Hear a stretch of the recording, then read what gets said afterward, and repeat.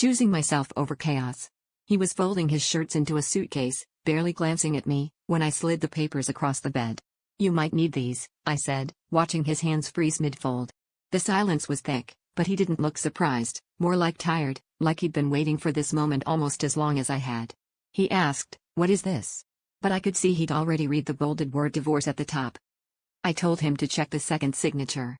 His face went pale when he saw her name, neat and practiced, right beside mine. The mistress he'd been so careful to hide, the one he thought I could never touch, had already signed away their future.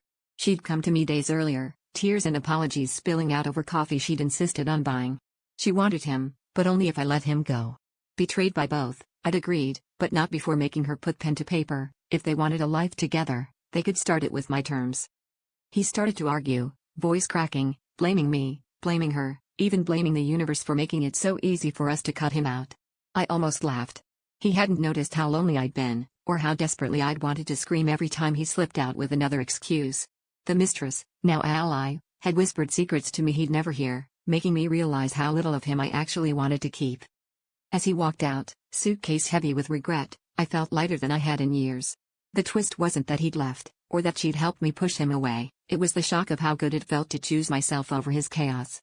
The real betrayal wasn't his, or even hers. It was the years I'd spent betraying myself by staying, and now, watching his car disappear, I finally understood who I should have been fighting for all along.